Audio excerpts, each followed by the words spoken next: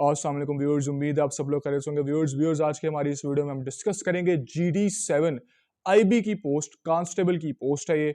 पे स्केल 7 की पोस्ट आपने अप्लाई कर दिया, अब आपकी रोल नंबर स्लिप कब आएगी, आपके अगले मराहिल क्या होंगे, फिजिकल क्या है, रिटर्न क्या है आपके पास, आपका इंटरव्यू क्या है, वाइवा क्या है, साइकोलॉजिकल टेस्ट क्या है, एट द एंड आपकी मेरिट लिस्ट किस बेस पे बनेगी, आपकी तालीम कितनी होनी चाहिए, आज हम सारी डिटेल्स को डिस्कस करेंगे और साथ ही साथ इसकी सैलरी को डिस्कस करेंगे। And most importantly return test, जो सबसे जरूरी मराहिल है, जिसके लिए मेरा नंबर नीचे रन हो रहा है, आप हमें कॉन्टैक्ट कर सकते हैं, वो आप कैसे पास कर सकते हैं। इसी के साथ आइए वीडियो का आगाज करते हैं। तो डिस्कस करते हैं कि बेसिकली ये सीट है क्या और अपने साथ ये सीट लाती क्या क्या है।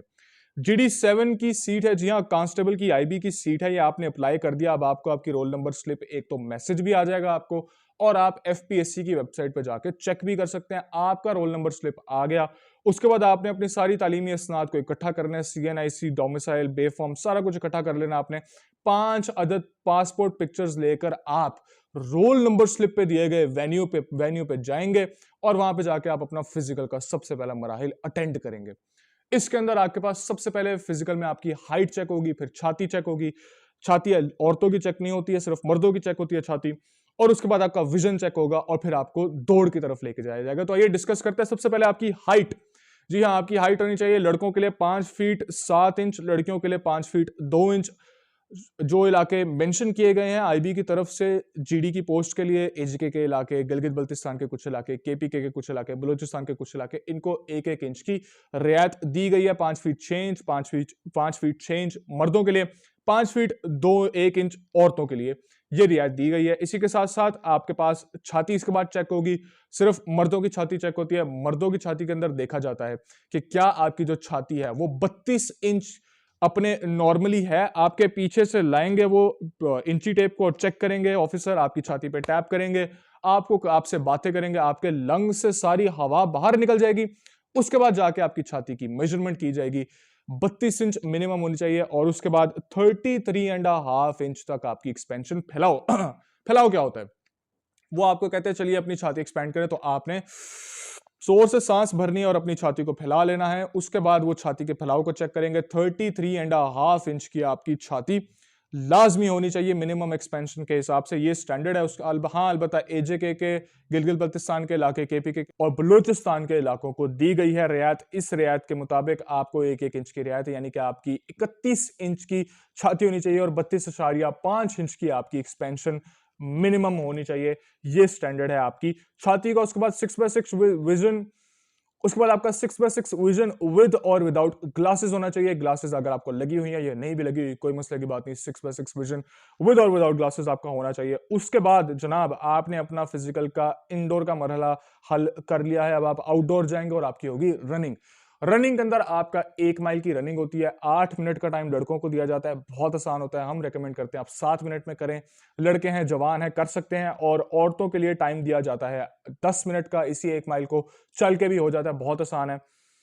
उसके बाद आपका होता है जनाब, आपका कोई पुशअप्स नहीं होंगे, कोई पुलअप नहीं होंगे, कोई चिनअप नहीं होंगे। आपका सिर्फ ये फिजिकल का मरहला होगा और उसके बाद आपका होगा रिटन का टेस्ट।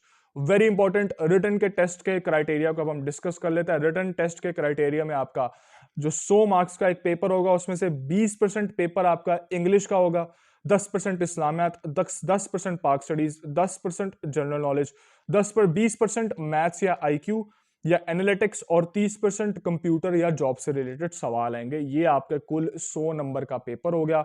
100% पेपर आपका ये है। इसकी अगर आपने मुकम्मल तैयारी करनी है, नंबर नीचे रन हो रहा है, आप मुझे नंबर पे कांटेक्ट करके तैयारी मुकम्मल कर सकते हैं अपनी। आपकी तैयारी मुकम्मल होगी तो आप इंशाल्लाह अल्लाह के हुक्म से जरूर भर्ती होंगे, बाकी मिनिमम क्राइटेरिया पर अगर आप उतरेंगे। उसी के साथ साथ इसके बाद आपका इंटरव्यू होगा। फाइनली इंटरव्यू में आपका साइकोलॉजिकल टेस्ट, वाइवा वगैरह होगा। साइकोलॉजिकल टेस्ट में देखा जाता है कि क्या इस इंसान की सोच मनफी तो नहीं है, तो आपने इसी चीज का ख्याल रखना और अपना साइकोलॉजिकल टेस्ट देना। उसके बाद आपका इंटरव्यू लिया जाता है। छोटा सा इंटरव्यू होता है, इतना कॉम्प्लिकेटेड इंटरव्यू नहीं होता, बहुत आसान होता है। उसके बाद आपका एक फाइनल मेडिकल होगा। आपका इंटरव्यू पास होता है, आपका फाइनल मेडिकल होगा और उसके बाद एक फाइनल सिलेक्शन लिस्ट या मेरिट लिस्ट बनेगी और आप डिपार्टमेंट में भर्ती हो जाएंगे। बहुत अच्छी भर्ती है, फेडरल लेवल की भर्ती है। आपने FPSC के थ्रू अप्लाई किया था, आपको पता होगा, federal public service commission. FPSC के थ्रू आपने अप्लाई किया तो आप बेसिकली फेडरल एक एम्प्लॉय होते हैं। आपकी सैलरी भी उस हिसाब से थोड़ी ज्यादा होती है। सैलरी आपके पास 35,000 से 40,000 तक मैक्सिमम आपकी सैलरी चली जाती है। इसका बात करने का मकसद क्या है कि अच्छी सैलरी होती है आपकी, इसके अंदर आपके बाकी सारे अलाउंसेस मिला के तो सैलरी आपकी हो सकता है इससे ऊपर भी चली जाए। अच्छी पोस्ट है ये, जरूर अप्लाई करें। हम जरूर रेकमेंड करते हैं अपने स्टूडेंट्स को अप्लाई करें। नंबर नीचे रन हो रहा है, अपनी तैयारी मुकम्मल करें। 500 के अंदर हम अपने नोट्स ऑफर करते हैं, आप हमसे नोट्स ले सकते हैं और अपनी तैयारी को मुकम्मल कर सकते हैं। GD7 की पोस्ट के लिए इसी के मुतालिक मैं आपसे आपके सवालों का जवाब देता चलूं। अब हम कुछ कैंडिडेट्स के फ्रीक्वेंटली आस्क्ड क्वेश्चंस FAQs का जवाब देंगे। वो सवाल जो हमसे कैंडिडेट्स करते रहते हैं। तो मेडिकल जो आपका होता है, मेडिकल के अंदर क्या क्या देखा जाता है जनाब? मेडिकल में आपकी बोन्स का स्ट्रक्चर देखा जाता है, आपकी आईसाइट देखी जाती है और एक्सटेंसिवली स्किन देखी जाती है। आपकी स्किन पे तो कोई मसला नहीं है आपका, आपकी पूरी बॉडी को एग्जामिन किया जाता है, देखा जाता है कि is this person fit for the duty that we are going to give him.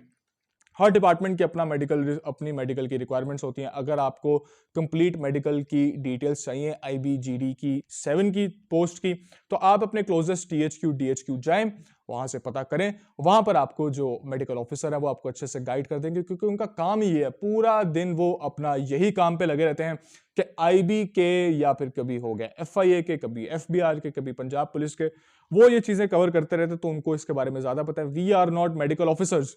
आपने इस चीज का ख्याल रखना है कि आप इंटरनेट पे ऐसे लोगों से दूर रहें जो मेडिकल ऑफिसर्स नहीं और आपको मेडिकल एडवाइस दे रहे हो। हम रेकमेंड करते हैं कि आप अपने क्लोजेस्ट THQ DHQ जाएं और अपनी सारी इंफॉर्मेशन वहां से लें। इसी के साथ साथ अगली डिटेल्स को कुछ डिस्कस करते हैं हम लोग कि आप एज अ GD7 कांस्टेबल की पोस्ट पर you can continue your education as well. आप अपनी तालीम को कंटिन्यू भी कर सकते हैं। आप चाहें तो डिपार्टमेंट में रह के अपनी तालीम मुकम्मल कर सकते हैं। आगे अगर आपने बैचलर्स करना है, आगे अगर आपने इस पोस्ट के लिए बैचलर्स करना है, तो आप इस डिपार्टमेंट में रह के अपनी एजुकेशन को परस्यू कर सकते हैं। कोई मसले की बात नहीं, आप कर सकते हैं। इसी के साथ बहुत शुक्रिया हमारा वीडियो देखने का, यहाँ तक शुक्रिया, हमारे साथ यहाँ तक आप बने रहे। अल्लाह ताला आप लोगों को कामयाब करे, अल्लाह ताला आप लोगों को खूब आसानियां पैदा करे आप लोगों के लिए। नंबर 12 नीचे रन हो रहा है, आप हमें कांटेक्ट कर सकते हैं नोट्स के लिए। बहुत शुक्रिया वीडियो देखने का। अल्लाह ताला आप सब लोगों को अपने हिफ्ज़-ए-मान में रखे और हमारी वीडियोस ऐसे ही देखते रहिए। जरूर हमें कांटेक्ट करें, अगर आपका कोई इशू हो कमेंट सेक्शन में जाके आप जरूर हमसे सवाल कर सकते हैं। बहुत शुक्रिया वीडियो देखने का। अल्लाह हाफिज़।